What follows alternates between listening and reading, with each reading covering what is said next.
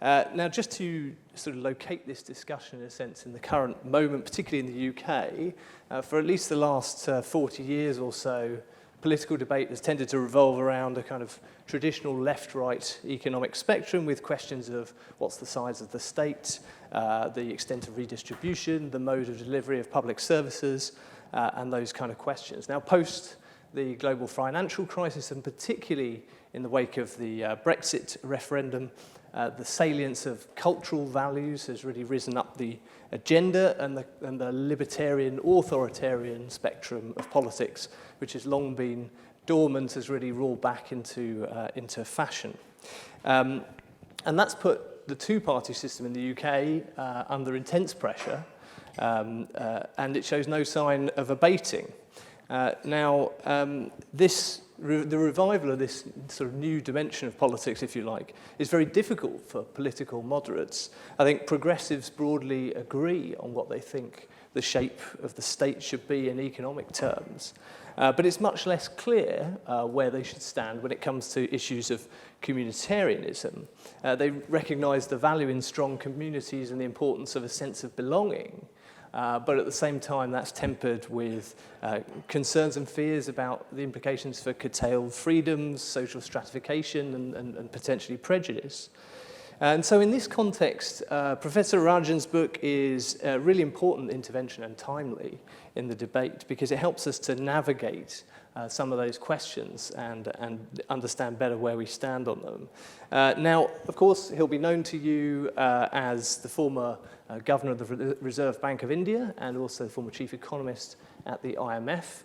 And a number of you will also, no doubt, have read some of his previous books, but perhaps the single most known thing about Professor Rajan is that he notoriously warned of the pressures building up in the financial system and its unsustainability in the run-up to the global financial crisis, and was subsequently vindicated. So he's going to tell us more about this book and his thinking in it, and it's an excellent book. If you haven't read it already, I do suggest you go and get a copy after hearing the discussion today. And then we'll move on. We'll hear from Anna Turley, from the MP for Redcar, and Jonathan Portes from King's College London. I'll introduce them properly after we've heard from Raghu. But Raghu, welcome. We look forward to hearing what you have to say. Thank you.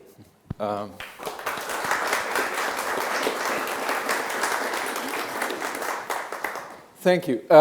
So let me quickly set the stage for this book, and we've already heard a little bit about what it's about from Ian. The standard view of capitalism is free and competitive markets. And if you're at the University of Chicago, that's all you need. If you're elsewhere, you need a government maybe to enforce contracts and property rights, and perhaps do a little more. And we'll talk about that a little more in just a bit.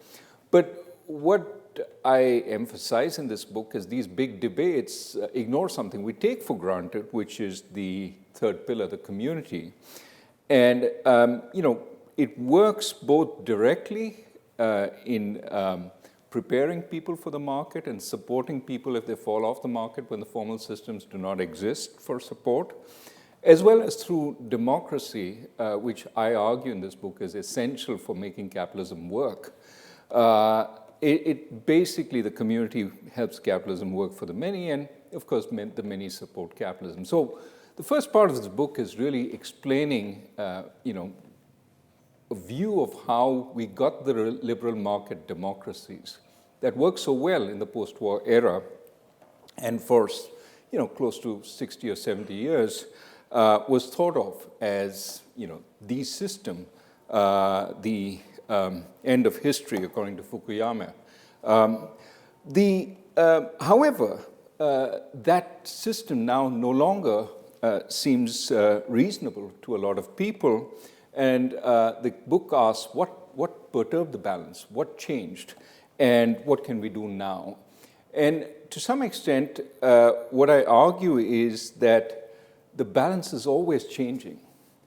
It changes in a big way when we either get terrible calamity, of course, in history, the Black Death, but also the Long Depression of 1873 to 1893 and the Great Depression of the 1930s.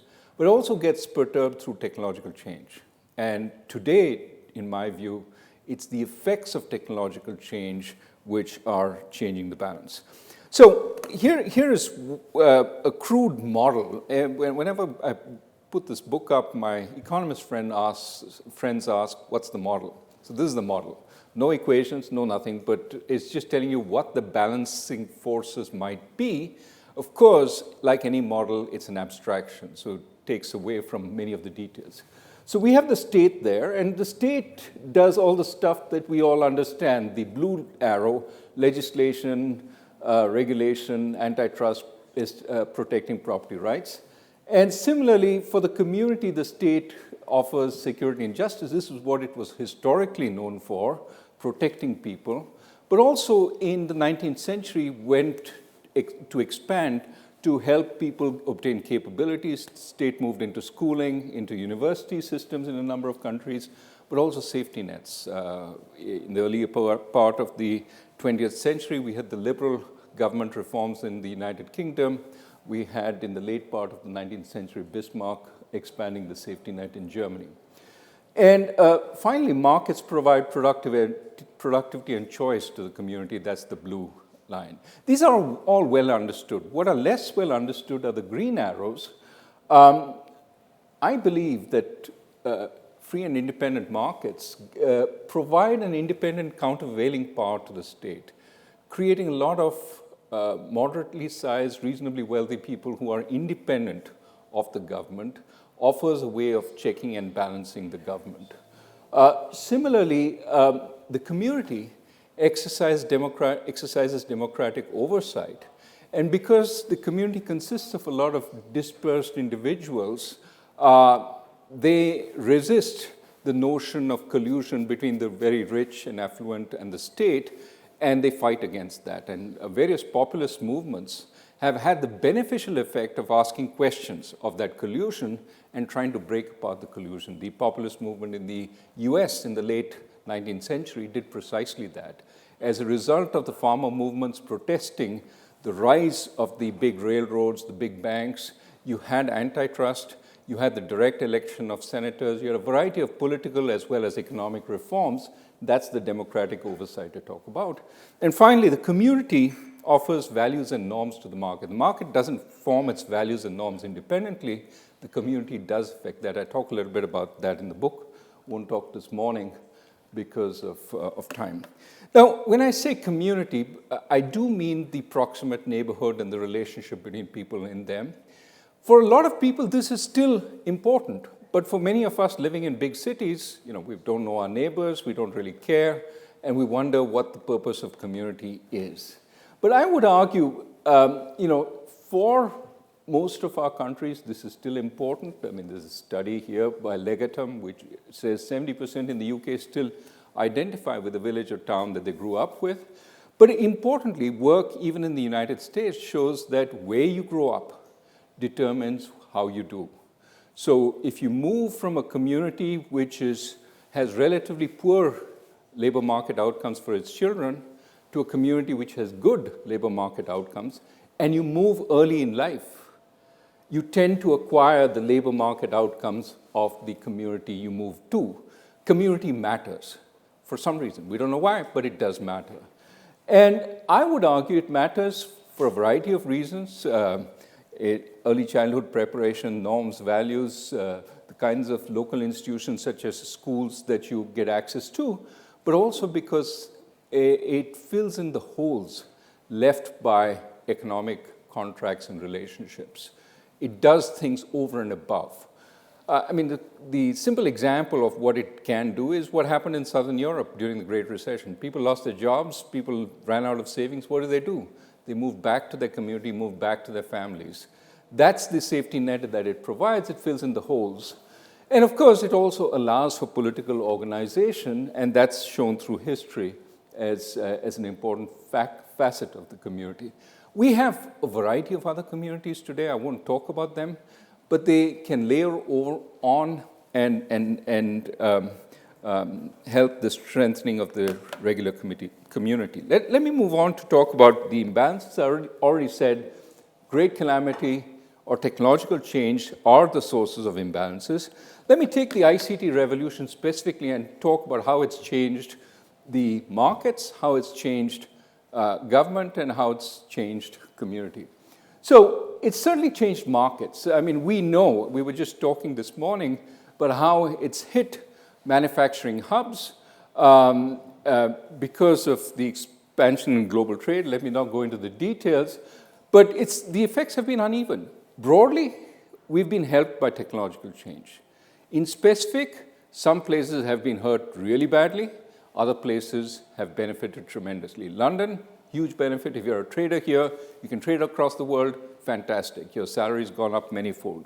If you're a worker in a manufacturing town with the biggest plant closing, you're devastated. And the loss of jobs is just the first thing that happens, because then social disintegration starts moving in. Unemployed don't make good long-term partners, so marriage rates fall, divorce rates pick up, single parent households pick up, then you get sometimes drugs and alcohol abuse. I mean, things just go downhill if you don't have steady economic activity. Now, we've seen this also happening in cities, but it's because the service sector has also been experiencing our automation, but it's less sort of devastating in the big cities because at the same time as jobs leave, new jobs come, and there are possibilities for retraining. So the factory worker has been hit, the tax accountant. You don't hear of many tax accountants today in the United States preparing people's taxes because for the most part we've got TurboTax, which has replaced them. Now, there are still people who need help. For them, a high school graduate equipped with TurboTax can help them do their taxes. You don't need somebody who knows every last detail of the tax code because now that has been essentially incorporated into tax programs. So we've got a hollowing out of middle income jobs. This is true across industrial countries. You've got jobs which are very low skilled and jobs which are very highly skilled, a lot less in the middle. That means in order to get those high skilled jobs and those really decent income jobs, you need a big leap in terms of educational capabilities. And that's becoming harder and harder, especially if you're in one of these towns, which is where all the institutions are deteriorating. And of course, we've got superstar professions. That is, it's not just there are good incomes at the top. At the very top, the incomes become really, really attractive. And that's, again, because of technological change. Now, this is a quiz question for you. Can anybody identify the lady on the left? It's very hard. She is Elizabeth Billington, who was a star of the London Opera in 1801. And she filled the opera house. Apparently, she was fantastic, but we have no recordings. We have no photographs also because neither existed at that time. She earned between $10,000 and $15,000 a year, 15,000 pounds, I should say, a year. Now, in today's money, that's about $1 million. Now, the lady on the right is much more identifiable. That is Taylor Swift. In 2016, she earned $170 million. 1 million, 170 times, right? Why does she earn 170 times what Elizabeth Billington earned? Well, even though Elizabeth Billington filled the opera house, she basically sang to about 100,000 people in the entire season. Taylor Swift's songs have been downloaded. The latest one I checked was around 6 billion times. 6 billion, not million. That's the size of the market difference in terms of access. And that means Taylor Swift, essentially, even if you pay pennies per song, gets much more than Elizabeth Billington. And that's the nature of many professions. So the market, what I want you to take away from that is the market itself is creating inequality. But in order to equalize incomes, you need a big jump in capabilities. And that big jump in capabilities requires a lot of pre-market support, which comes from the community. But because our communities are so differentially affected by trade and globalization, people have very different chances depending on where they start out. It's always been the case. It's even more the case today because the requirements the market has have increased.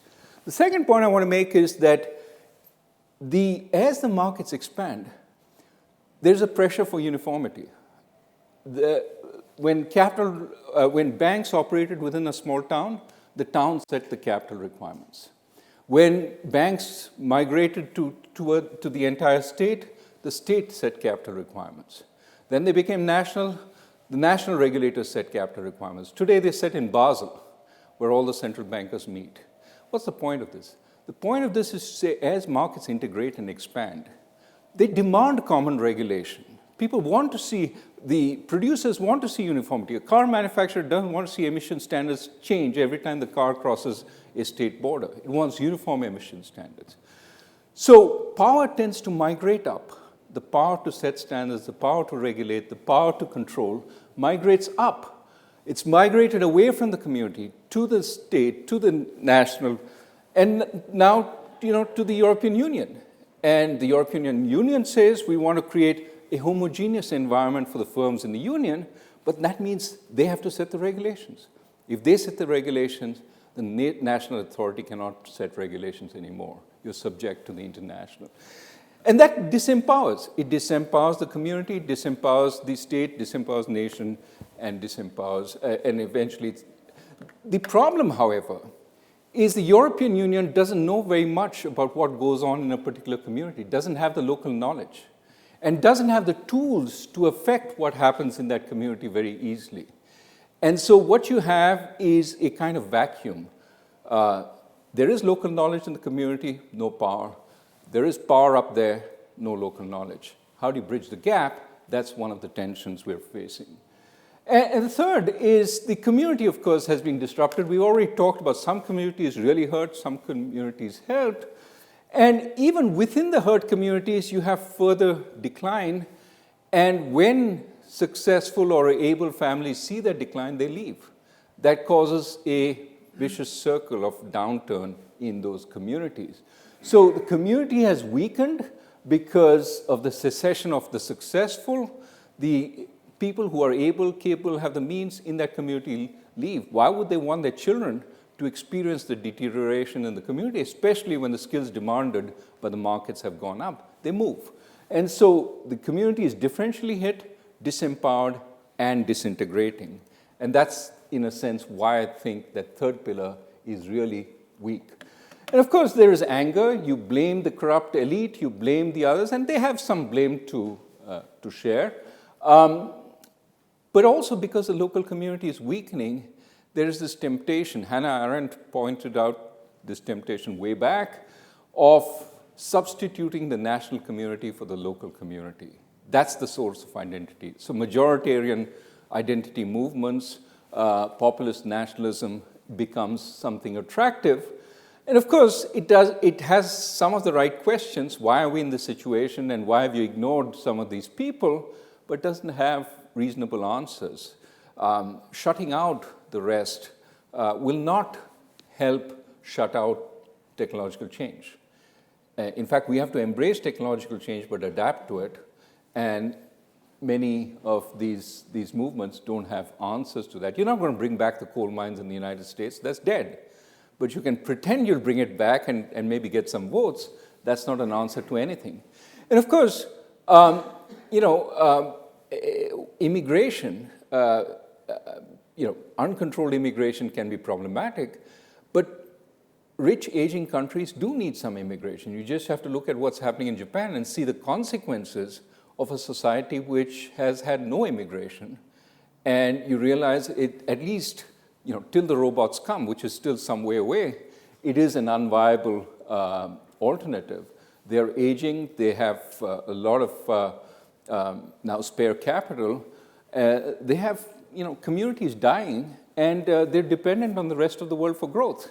And that's really the future that awaits many industrial countries. That is, eventually it'll be the growth of Africa, the growth of South Asia, the growth of East Asia, which holds up demand in the world as countries age. And that's something that you don't foster if you close yourself off at this point through protectionist measures. And finally, if the populist nationalists emphasize making their own country great, that tends to irritate other countries, and today, more than any time else, we need global cooperation to deal with problems like climate change. So this is not a solution. Let me end very quickly with what I propose. I do think there's an argument for subsidiarity, and that is, don't have control or decision-making at a higher level than the lowest level at which it can be exercised well. I mean, avoid this temptation to keep pulling it up. And there is this temptation. As the national government funds communities, it wants control. But it doesn't have the information, it doesn't have the right incentives, it cannot really govern what happens locally. Similarly with the international bodies. So I think push down power as far as you can, even in some places where it seems, oh, we do need a global accord. Well, maybe not. Maybe we don't need a global accord on bank capital. Maybe each country determines how much capital its banks hold, and it will suffer if there's a race to the bottom in that country. And further, within countries, push power down to the communities. But I do want to resist the idea that we form these old segregated communities of old, and so I emphasize inclusive localism. Yes, there is a veneer of monitoring still. There's a veneer of openness which is enforced by the government, but the communities have a lot of local power. Localism is local power. The inclusiveness is enforced by the national market as well as the national government. Let me end by giving an example. 2 minutes? Yeah. There's a community near my house called Pilsen, which in the late 1980s had horrendous levels of crime. 21 gangs battled each other over a 2-mile stretch of Main Street there. And they were desperate. They knew that they had to bring down crime if they had to revive the community. And they had no leadership. A lot of people had fled the community. Eventually what happened was a body was found outside the local church, and a pastor said, at what point do you think you will admit that it's not somebody else's responsibility? What point is the community going to take responsibility for this? A bunch of youth came together. They called themselves the Resurrection Project, and they nominated one of their own as leader. Today, nearly 3 decades later, he's still there. They've drawn about $500 million, I mentioned that number, into the community over this period. And, it's still not a rich community by any means. It's still below national measures of education, etc., in the US. But it's safe. Many people have decent jobs. And the children today in that community have a future, when in the past, the only future they had was joining the gangs. They achieved this through a lot of community engagement. They started by petitioning the city authorities to close down the sleazy pubs in their neighborhood where the criminals congregated. They got businesses to offer jobs to the youth so that they didn't have gangs as the only alternative. They also actively sort of came out when criminal incidents happened, both to report them collectively to the police so that the gangs wouldn't sort of single out specific informants, but also to crowd out the spaces in which criminals could work. They worked to clean up the neighborhood. They did a whole bunch of things together, and that made it much more effective and brought down crime, and a lot of business started coming in because it was a cheap neighborhood near a big city. Community empowerment was very important.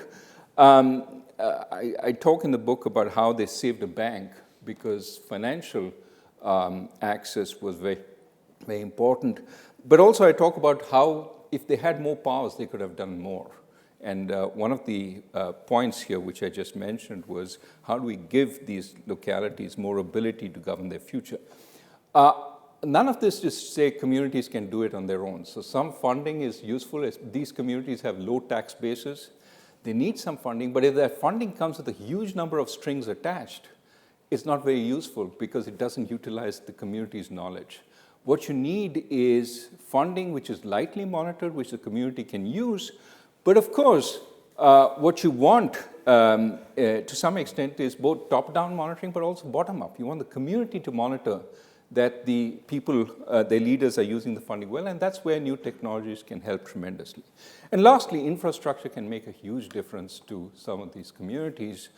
Some of them, are blocked by unsightly constructions from a really pretty waterway, which can make a huge difference in tourist revenue, for example, or a refurbished downtown, examples in the book of that. But, in the US, many places don't have access to broadband. If you don't have access to broadband in this age, you're sort of shut off from the digital economy. And just getting that access could make a huge difference. Last point, and I'll end, I have one more point. For many low-income people, commuting costs are a big deal to get to jobs. And often, regional transport networks are really poorly structured to help them commute. For example, in Philadelphia, 88% of low-income workers, a study found, took more than an hour to get to work. And if you take more than an hour, of course, it's something happens every once in a while, you come late, et cetera, you lose your job. When they looked at where the jobs were, they found that 73% of the jobs were within 15 minutes of a bus stop. So why did it take so long? Well, the way the regional hub was structured, you first take a bus from your home to the regional hub, then from the regional hub to your place of work, which may sometimes imply retracing much of the path you took. Instead, it would make more sense to have many more direct routes between places which have a lot of workers and places that have a lot of jobs. But that would require far more local input into planning that network, and if that were done, that could make many more jobs more stable. So let me end. I've said localism, more powers locally, to give the community more ability to rebuild the links between it and the flourishing national and international economies. And the second, of course, is I don't advocate segregated communities or high walls around communities. I'm talking about relatively low walls around the community, and that means some sort of attempt to integrate the community both into the national market, but also into national policies. Now, is this a contradiction? And I would argue no. This is precisely what is behind the US structure of federalism.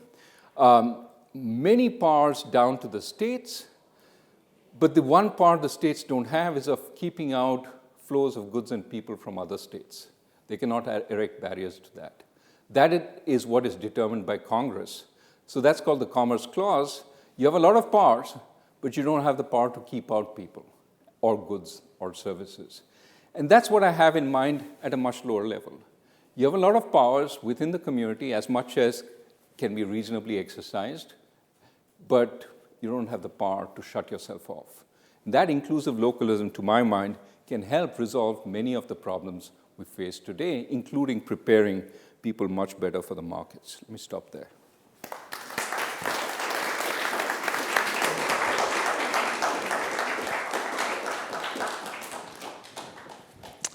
Great, thanks very much, Raghu. And there's a lot more in the book. I mean, you obviously only had a chance to quickly canter through the broad story, but there's a lot of policy ideas and a kind of wealth of suggestions in the book if you get into it. Before I come to the other speakers, I wonder if we could just ask a few sort of high-level questions about your thinking in the book, Raghu. I mean, one thing, I know you've only been in the country for 24 hours, but you can't have avoided the B word. And Brexit is obviously top of the agenda, as it always is in the UK these days.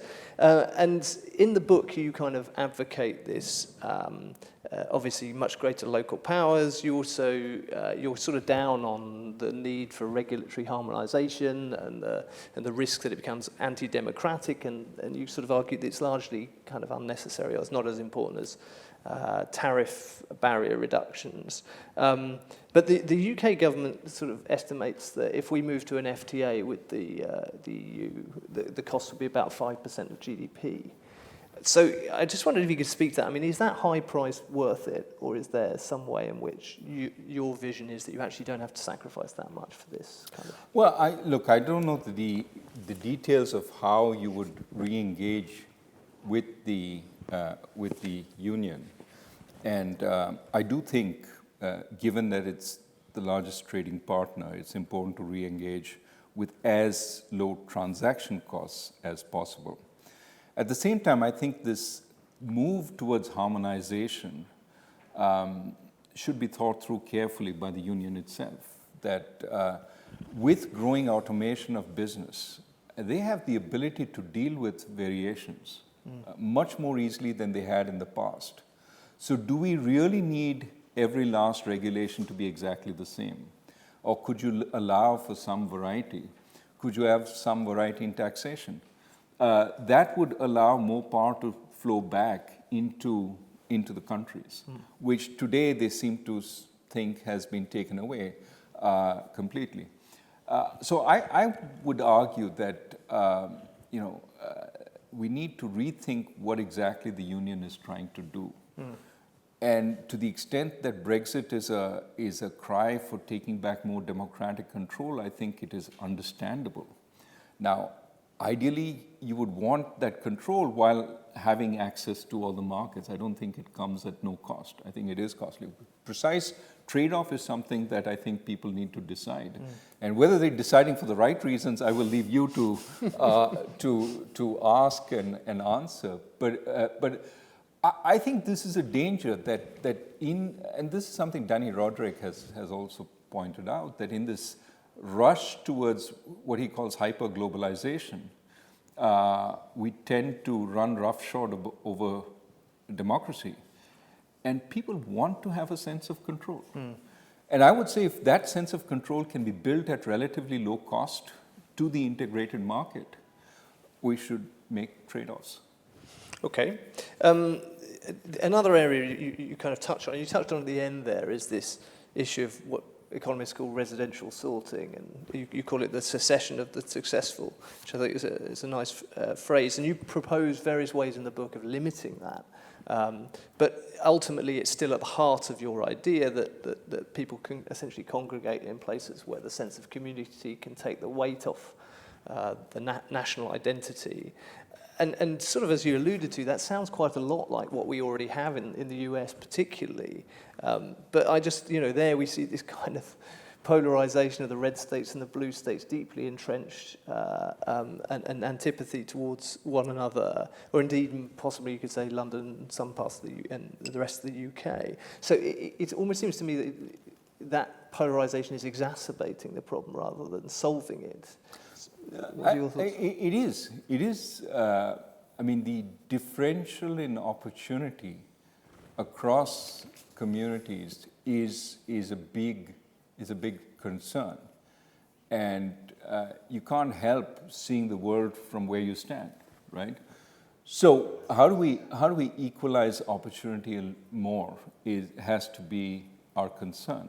Yeah. And it strikes me that when we think about grand national level policies, we ignore the fact that they have very unequal effects across communities. And so that what I am advocating is we need to be much more place conscious. In the past, it was a sense, well, if there's growth which occurs here, people will migrate there and they will benefit from that growth. Much harder to migrate today than it used to be in the past. Mobility is down a lot, certainly in the United States. And so this notion that all you need to think is about the aggregate. I mean, if the aggregate was all we were worried about, unemployment levels in industrial countries are at historical lows. We should all be very happy instead of at each other's throat, right? So it suggests the aggregate is not enough. We need those detailed place-based policies. The only twist I'm trying to argue in the book is those place-based policies, at least from my experience of development of countries, is they're never determined in Washington or in London. They're determined in the place itself. So unless you empower, you're not going to get the right policies. You'll have somebody, I mean, think the thing that every mayor would kill for, Amazon saying we're going to put 25,000 jobs in your neighborhood, each one promising $150,000 apiece. You know, people were killing each other for that and offering wonderful tax benefits. And Queen said, no, we don't want it. Why?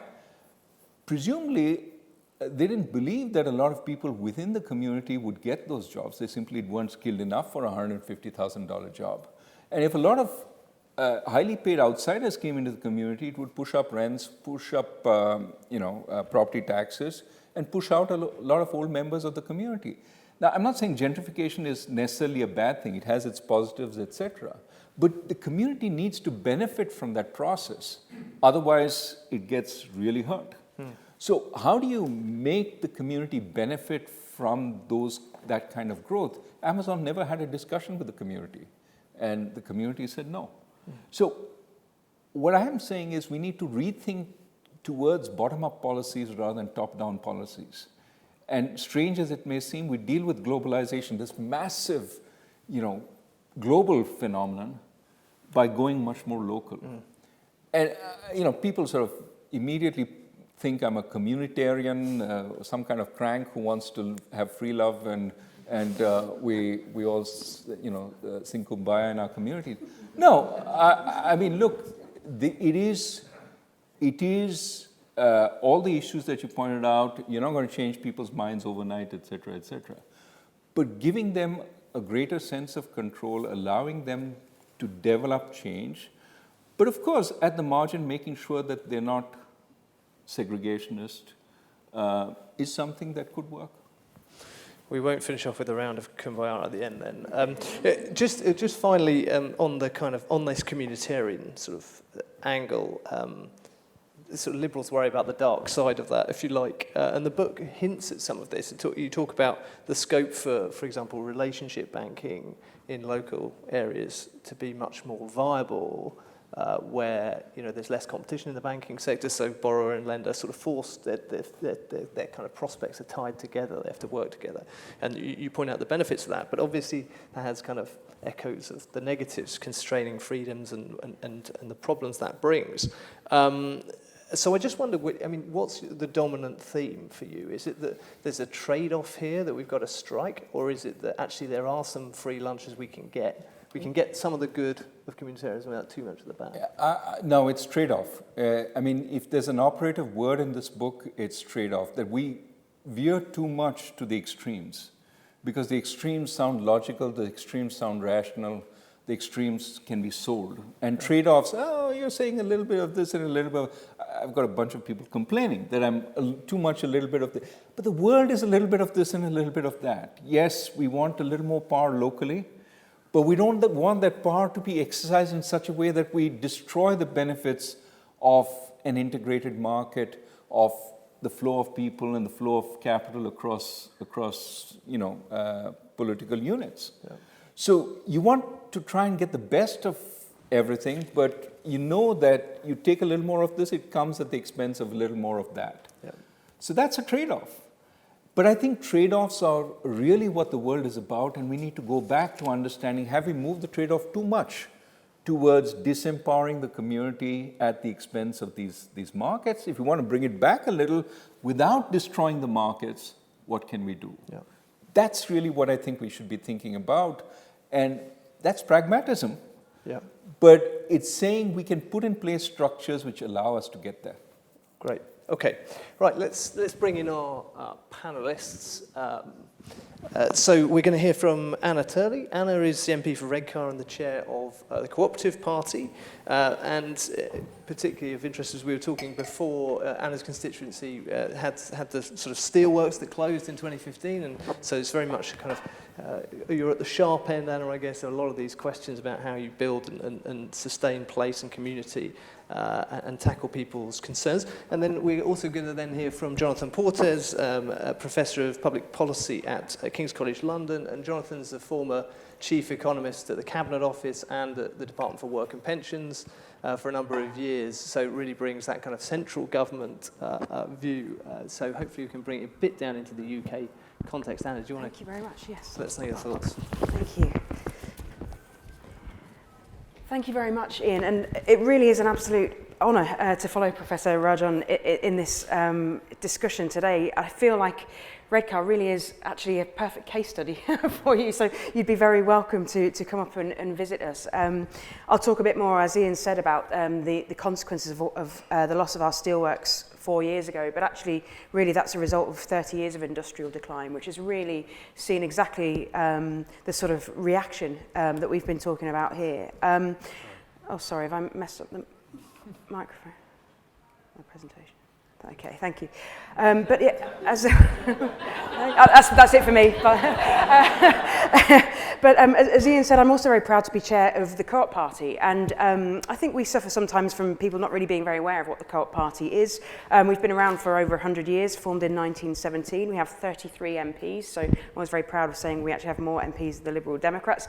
But the reason why I was very proud to become chair this year is because the more I started to think about the challenges that my community in Redcar faces and the challenges that have been outlined so perfectly today, I realised that cooperative values can and will be vital to recovering our economic strength and meeting some of the challenges that we're facing today. And when people think of cooperatives, they think, of course, of the divvy. That's what people on the doorstep say to me. They ask me what it's about, and they think about their divvy number. But it speaks to something more than that. Without wanting to be sort of too rose-tinted spectacles, it speaks to a time when people shopped locally, they spent their wages locally, and they spent them in institutions that they had a stake in. They felt part of their local cooperative. And it was part of a larger pattern, I think, particularly in working class communities, of ownership and membership. So whether that's the working men's clubs, whether that's the miners' welfare, the British Legion, Mothers' Union, your local church, trade unions, local Labour parties, or other parties are available. But they were part of a sort of fabric of society that was much more integrated, much more communitarian, and that people felt much more of a stake in and a sense of ownership.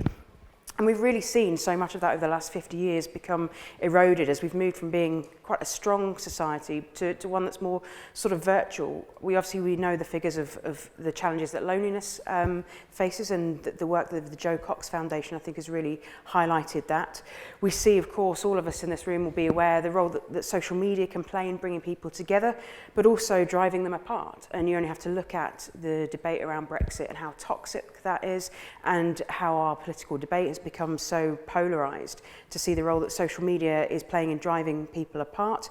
We're all buying more online, there's less social interaction in those shops that we see. We're interacting through virtual communities, and even children are spending more time online, interacting more online. We don't even have as much of the sort of water cooler moments with around the 4 TV channels that we perhaps used to share, watching the same programmes. People are watching a much more diverse sources of entertainment. So really we're seeing with globalisation this sort of dismantling of this kind of fabric of local community. And I think people are reacting to that and responding to that, and are very conscious of that loss.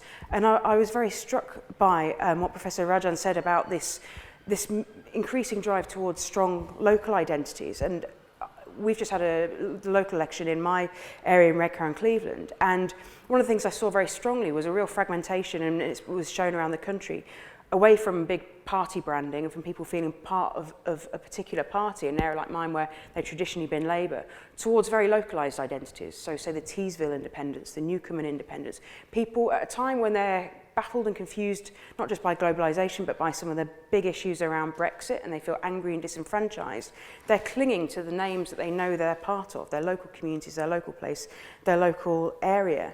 And so with all of this, I think there's no coincidence that the big slogan of Brexit, and what really struck home, and you could see how much that resonated, was take back control. People are feeling so much that they're in a globalised economy, they're in a global community, and they have very little stake and ownership over the forces that control their lives. And why I speak so strongly about this is because of Redcar and what I've seen happen over the last 4 years and beyond. Redcar has a very proud local identity, as does the Tees Valley. It was built on the Industrial Revolution. It was built on steel and on chemicals. Steel from Redcar built the world, from the Sydney Harbour Bridge to Canary Wharf to the Twin Towers. People are very proud of the role that the industry, the steel that they forged in those furnaces, and that their fathers, grandfathers forged in those furnaces, built the world. But of course, we've seen 30 years of industrial decline from the peak in the 70s, where we had ICI, Imperial Chemical Industries, with 15,000 people. Now on that site, we've got 8 global chemical corporations, which people have they have their headquarters in Singapore or in the Middle East, in America. People don't feel much of a stake in them. We had shipbuilding and the docks, which closed in 1987, and again those jobs in that industrial decline. But there were 3 major employers, together with steel, that meant people had that security. They had a house from the local authority, and they had a job for life from one of those major employers. And at the end of that, they had a good pension as well. And it was secure and it was stable. And alongside that, the ICI offered football pitches, cricket pitches, hockey, tennis, doctors. The whole fabric of society was supported and integrated and solid. And so in 2015, I went through the closure of the steelworks, and that was the immediate loss overnight of 3,100 jobs. And we were talking before this session about the impact of 3,000 job losses in one day anywhere in the country, in Birmingham or Liverpool, London. That would be huge.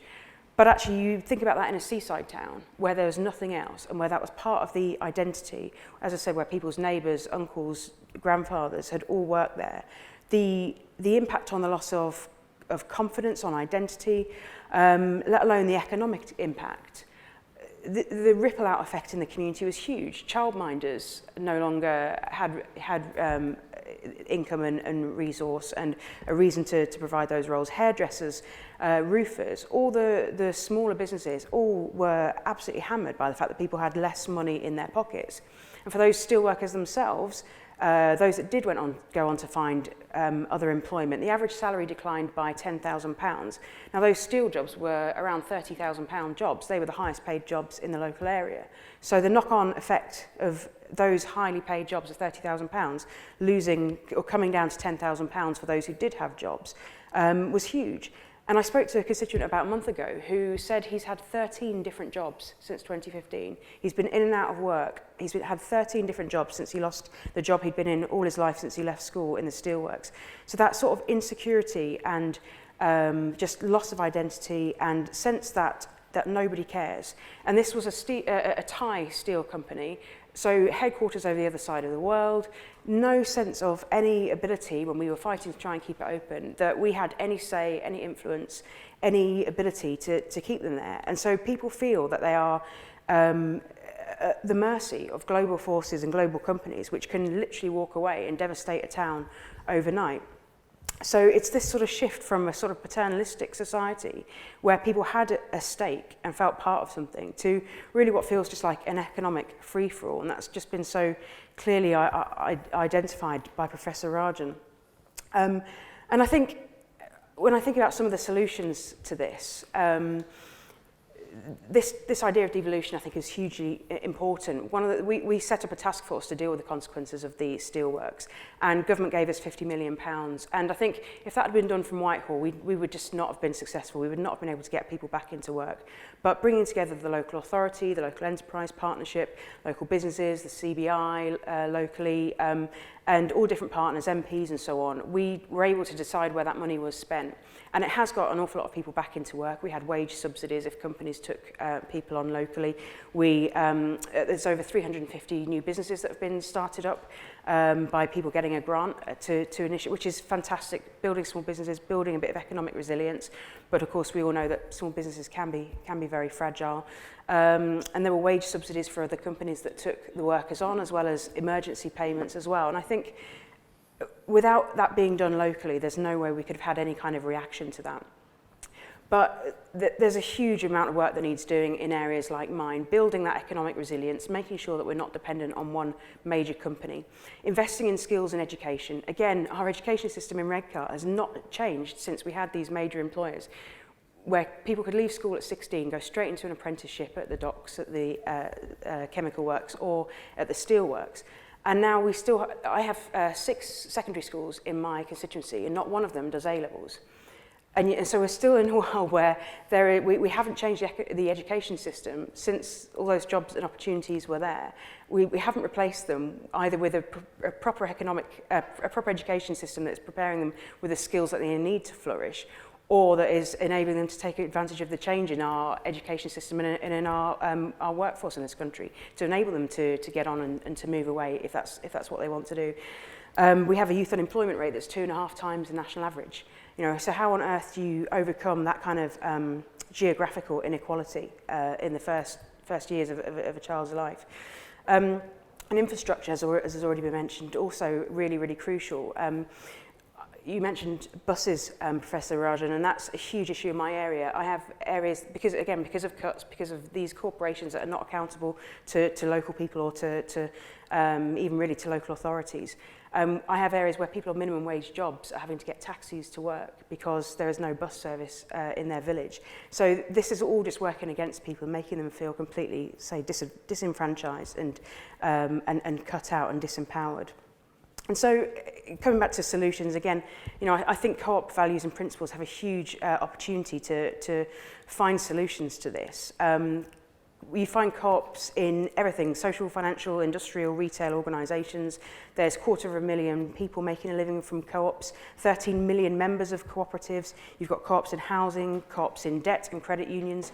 You've got co-op schools, co-op leisure centres, libraries, nurseries, pubs, football clubs, microbreweries. I think these have huge opportunities if we can create the regulatory and legislative framework to support them. Huge power to make people feel, again, part of something locally and able to flourish both economically but also in terms of our positive public services. And I think it's so vital that we talk about not just that localisation to local institutions, but that people feel part of a stake. And as a cooperator, where I probably differ slightly from my Labour Party leadership on this, is around issues like nationalisation. Again, there's no point moving from private company kind of monoliths to national monoliths. I want to see more innovation. I think, they would be equally distant and unaccountable if they're just run as nationalised organisations, probably the same people in the same offices down in London. And I just think they'd have a lot more chance of success if they were cooperatised and actually put more in the hands of local people and workforces. And steel could be a perfect example of that, where my experience with the management and the workers and their knowledge of the industry really was put shame on the civil servants who were making the strategic decisions about the future of our industry. And when I set up the Co-op Councils Network in 2011, again, it was very much part of that theme. Yes, devolution is important. Yes, let's bring decision-making down to the lowest level. But actually, just moving power from Whitehall to the Town Hall isn't enough. You've got to harness the power of local people. And we saw some fantastic solutions to everything from gang crime to really flourishing Sure Starts, which were actually about giving local people more of a say in the running and the structures of these organisations. And I think that's absolutely key to just tackling this sense of disenfranchisement and a frustration and lack of power that we've seen so readily in the last 3 years, and that really expressed itself through the Brexit vote. It's no coincidence that my area voted 67% to leave just 6 months after the steelworks left. People felt that nobody cared. People felt that the institutions, Europe as it was presented to them then, didn't care and did nothing to protect them. And they feel the same about national government. So people in Redcar want to take back control from London bureaucrats, overseas profiteers, and they want to be part of the solutions. And I think, I really, really welcome your book, Professor Rajan, because I think, you've really articulated and epitomised exactly what people are sensing out there in the real world. And I think we all have a duty in terms of public policy to change the way economically and socially we're creating the framework to give people more power and more say over the way they live their lives. Thank you very much.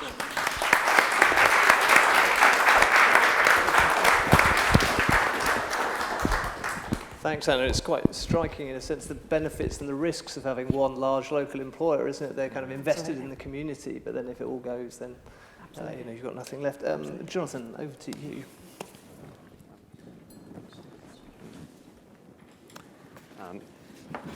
Thank you very much. Thanks for inviting me in. It's certainly a pleasure to be here, and this is a fascinating topic and one which I think has been on our minds for as long as I can remember doing public policy, the right balance between community, state, the EU, and so on.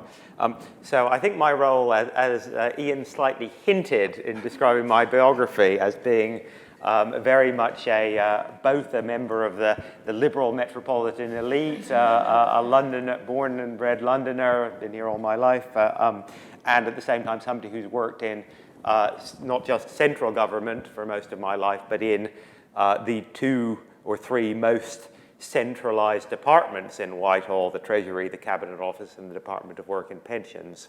My role is to push back for a bit for the power of the state as opposed to communities.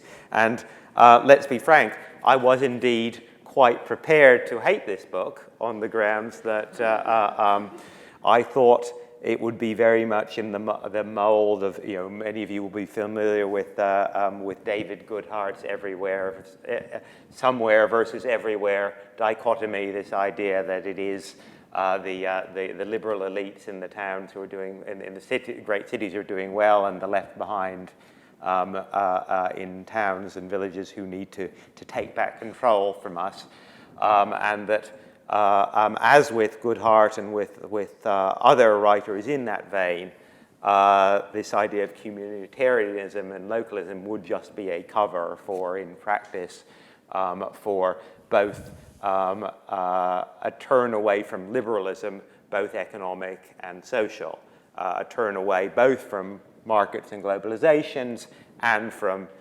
diversity and multiculturalism. And this is, as I will say in a minute, a very double-edged sword. I was very pleasantly surprised to discover that this isn't that at all. What I was worried that I would be betrayed by a liberal progressive economist who would take this turn away. Actually, on closer inspection, to my mind, seems to suggest nothing of the sort. Because having read this a couple of times now, in some detail, I'm afraid, and this is the double-edged part of it, I do struggle to see what the specific localist policy proposals are here. And I'm going to go through specific examples, because Raghu is absolutely right. This is all about trade-offs. It is all about balance. We all believe in subsidiarity in principle, but many of us have very different views about what subsidiarity, what is the right level of decision-making is in practice. So let's go to some of these hard cases in the book and see where Raghu actually comes out. For example, on the question of one which is a hot topic both in the US and the UK, about what here we call planning permission, and in the US you call building, they tend to call building regulations. Who decides whether you can build a new housing development, especially a housing development that may increase density, increase congestion, but reduce rents and give an opportunity for low-income people to move into a neighborhood where they may have better access to jobs and opportunities. And of course, we have in the US, in the UK, what we call NIMBYs, not in my backyard. And Raghu comes out very clearly here on the state centralizing, equalizing side. We should override the preference of local communities when they choose to use building regulations or planning permission to build barriers to keep out low people, just to protect their own amenity value and to capture the value of what they regard as their own residential amenities. So score one there for centralism and against community. So this is swinging the balance away from where it is now, not towards localism, but towards the opposite. Another one,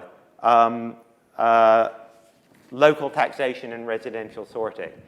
Should we have this is, I think, more relevant to the US because we already do have quite a bit of redistribution here.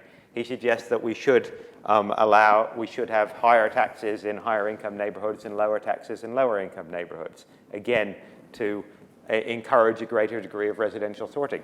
This, in the US context, reflects a significant shift away from the current balance, where actually you get away with quite low property taxes in high income neighborhoods a lot of the time. A third example, licensing requirements. This is more of a US thing, but the US has a lot of occupational licensing. There are places in the US where you need a license to be a hairdresser. Should states and localities be allowed to raise this sort of non-tariff barrier against people moving, against people bettering themselves? Again, Raghu comes out in favor of opening markets, expanding opportunities, but quite clearly against localism. Finally, and this is an interesting contrast between the US and the EU as a whole, and you did mention in your talk with the reference to Amazon in Queens, this question of what in the US are often tax incentives for big companies to move to particular states or localities. In the EU, of course, we have rules, state aid rules, not to prohibit this entirely, because there are still things you can do within the EU framework, but to restrict the most egregious types of what we liberal economists would regard as abuse. Here, the EU is actually more centralized than the US. We have stronger rules against state aids between different member states of the EU than the US has between state aids and tax incentives between different states and localities in the US. There are people on the left in this country, particularly those who favor the UK leaving the EU, who argue that one big thing that a Labour government, a socialist government, could do in the UK if it left the EU was to make much greater use of state aids to attract businesses to particular localities or to the UK. And my response to that has always been is that it is complete. I simply do not understand why anyone on the left would want to have to replace whatever the defects, and there are defects with the current EU state aid system. It's not perfect by any means, like nothing in the EU is perfect. Why anyone on the left would want to replace an international agreed system of rules to prevent a race to the bottom with what you get in the US, which is different states and different cities falling over themselves to shower corporate tax breaks on the likes of Amazon so that they can poach a few thousand jobs from another state. And again, I think, Raghu, as far as I can tell, comes down broadly on my side, where he thinks that the US actually probably has a bit too much localism in this respect and probably should have a bit more central control. So overall, it seems to me that, and Raghu will no doubt want to respond to this, that when you compare the current policy environment to where he wants to go, and you actually put these hard trade-offs, and they are hard trade-offs, I'm not saying there are clear right answers to any of these, that on the whole, you fall down on my side. And indeed, you indeed say this at one point. Every such solution has some downsides. This is the trade-offs points, which is quite right, since they interfere with community choice. But in the trade-off between inclusion and localism, inclusion should be given more weight. Now, I agree with that. But I think that this then ends up being an agenda for more sensible and directed and progressive use of central power, as opposed to more, in policy terms, pushing more power down towards the local level. This also shows up, and I think this is where perhaps the moving away from economics towards the more social side of things, where the contradictions or the difficulties in this show up. And again, I think you come down more on my side than those of my opponents in this context, is with the question of not of economic trade-offs, but of social trade-offs. And in particular, the desire, as you see it, of some communities to be not just economically segregated, but ethnically or culturally segregated. I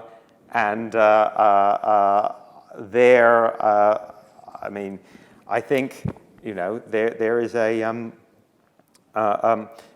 you say here, a strong local community could satisfy people's needs to live in a cohesive social structure with others of the same culture or religion. Well, yeah, but how? Now, there are ways you could do that, obviously, in policy terms. You could tell communities that they can impose a residential qualification on grounds of race or culture or religion or something. But you don't. And you quite explicitly say you don't. I'm fine with that, obviously.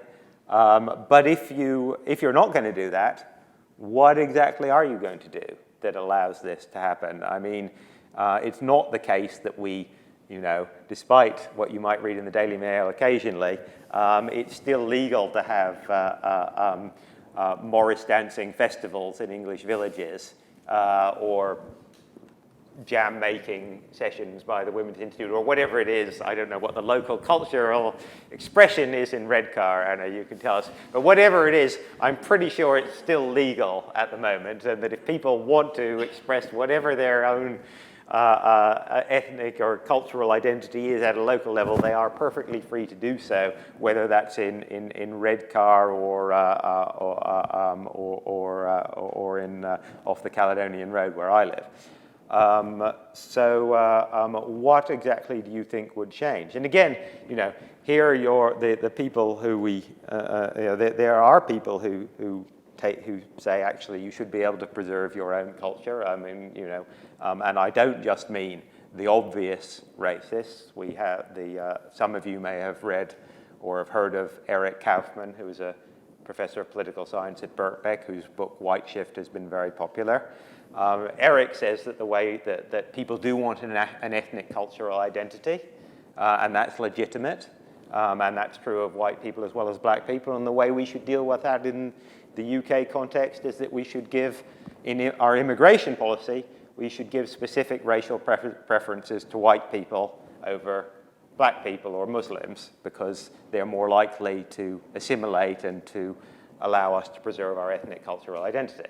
So that's as I say, that is a professor of political science not far from here, and that is regarded as a respectable argument.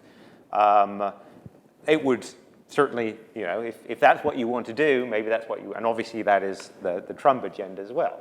If that's what you want to do, maybe that's where you're going. But if you say that people need to be able to express their identity in a way they can't at the moment, and you don't, but you're not prepared to for very good reason, which I entirely agree with, to go down the policy route that leaves you, then my view is that actually you end up coming back to where I am, which is actually you have to say, look, we have to, those of us who want to defend these liberal values have to stick with them, and we have to make clear that there aren't going to be those, we don't accept those policy solutions, and one way or another, we're all going to have to live with that and make it work. I'll wind up, I think. As I said, I think this book does an excellent job of explaining some of the problems, the historical perspective that underlie the sort of trade-offs that you rightly identify.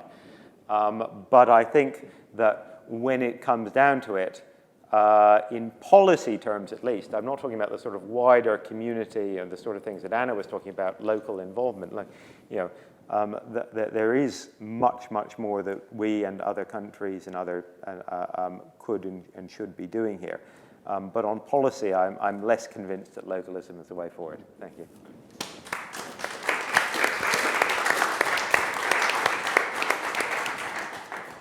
Thanks, Jonathan. So, Raghu, just before we open up, I don't know whether you want to respond to this question about when the rubber hits the road, do you end up actually coming back to a lot of centrism, and also on Anna's kind of question about what does this mean for Redcar, really, I guess. Yeah, first, thank you very much for those two excellent discussions, and certainly was very illuminating what happened in Redcar and what you've done. To some extent,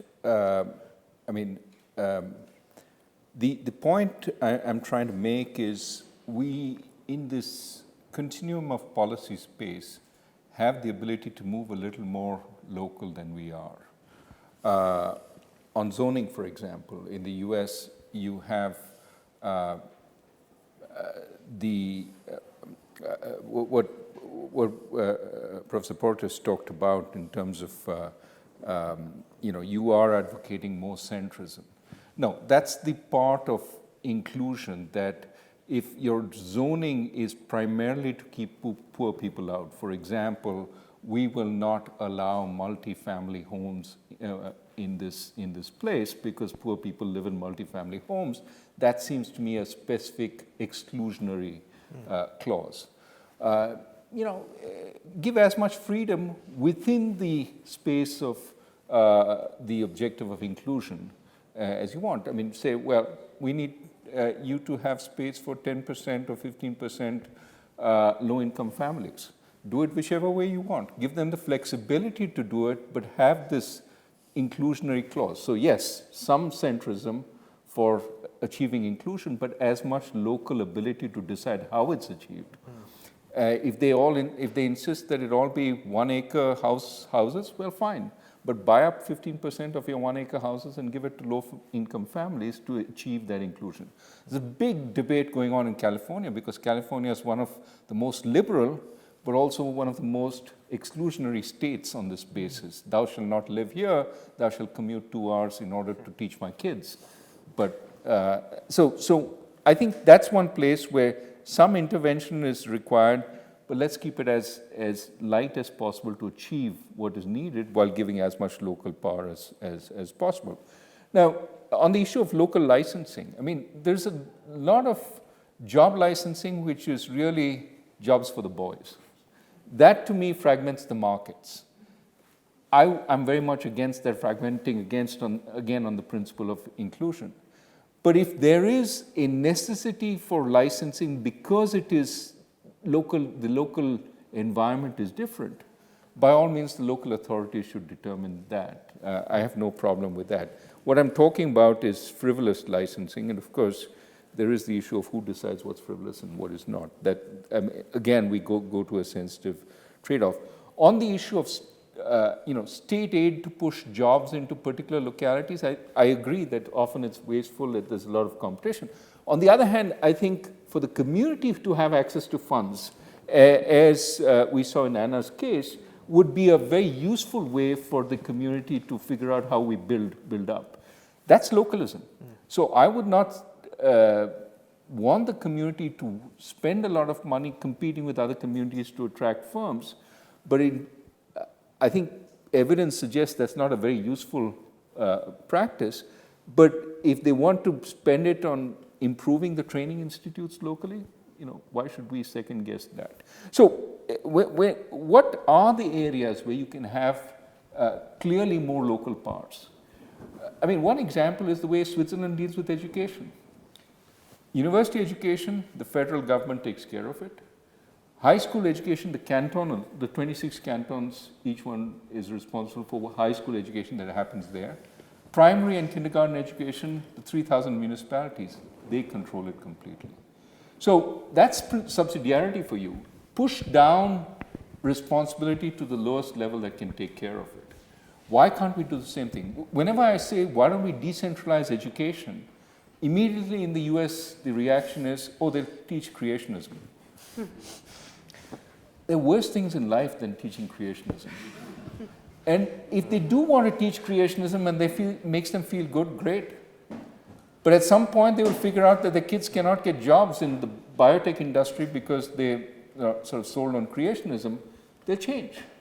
The point is, let them have the freedom on some of those issues where it's not so critical. And that again goes to subsidiarity. So in Pilsen, they had to petition the city authorities to decide what pubs come into the local area. Of course, there is an issue of the cost of government also. You don't want to push down government so low that it becomes really costly. But why can't they have a vote or a say on which kinds of pubs they allow locally? And immediately the reaction is, oh, they'll be really corrupt. Well, then you have local say on what happens. You have local voters decide whether they want to corrupt local authority or not. The broader point, I think, is we have so many more tools today to monitor what happens at the local level that it really is a question we should be asking ourselves, do we really need to determine so much centrally? And so I think it's a trade-off. I think Professor Porter's Jonathan agrees that is what it is. The question is which point we pick. And the difficulty of writing it in a book is that you have to be very, very precise. In practice, it's a little fuzzy.